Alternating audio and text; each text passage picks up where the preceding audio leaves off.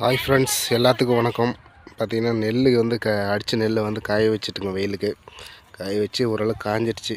இதுக்கு மேலே வந்து எடுத்து இது பண்ணணும். இப்போ காஞ்சிடுச்சு அது நெல். போதுமானதா இல்லை?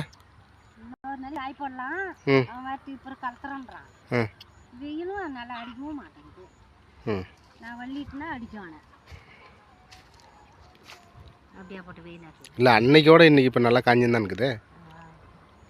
அன்னைக்கு காயலன்னீங்கல்ல, வெயில் அப்படியே தான் இருக்கும். வெயில் அடிச்சா தானே காயறதுக்கு, வெயில் அடிக்காது. நான் வள்ளிட்டு போனால நான் கொளுத்தும் வெயில்.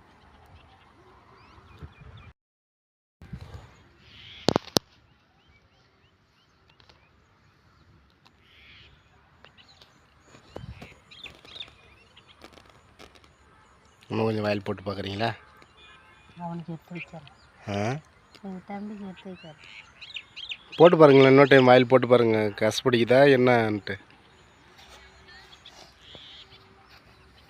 இது அரிசி எது நெல்லுன்னு கண்ணுக்கு மாட்டேன்.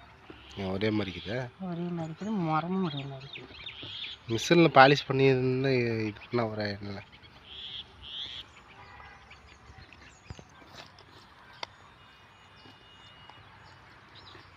காசு படிக்குதா? பின்னாடி தான் தெரியுது. இல்லைக்கா, நல்லா தான் இருக்குது.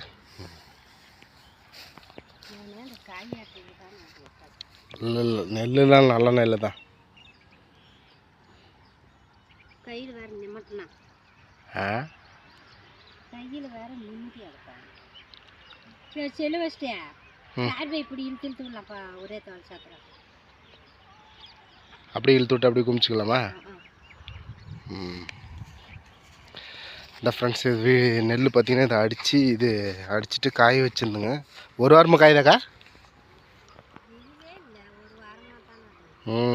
ஒரு வாரமாக காயுது. காஞ்சி இப்போ பார்த்தீங்கன்னா மிஷினுக்கு அரைக்கிறதுக்கு ரெடி. இப்போ உடனே அரைக்க மாட்டாங்க. இப்போ ஒரு 3-4 மாதம் கழிச்சுட்டு தானே அரைக்கிறது. உடனே அடித்தா சோறு வந்து இதாகும். சாப்பாடு வந்து பார்த்திங்கன்னா குழகுலன்னு வரும். ஒரு 3-4 மாதம் கழிச்சுட்டு இது இருந்தீங்கன்னா சாப்பாடு நல்லா வரும். இப்படி பாருங்கள், கிட்ட பாருங்கள், நெல் பாருங்கள்.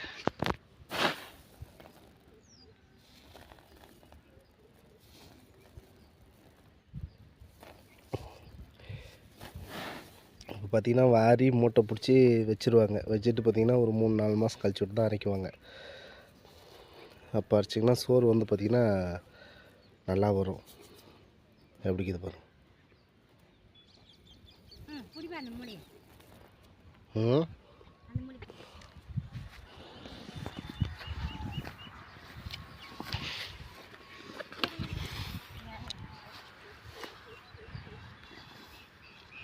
அசாம அப்படி கையிலே தள்ளுங்க, சிந்தாமல்.